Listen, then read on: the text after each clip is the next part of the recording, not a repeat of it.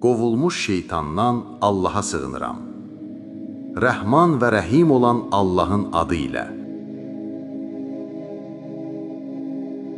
Yer titriyib lərziyə gələcəyi zaman, yer öz yükünü bayra atacağı və insan ona nə olub deyəcəyi zaman, həmin gün yer öz əhvalatlarını danışacaqdır.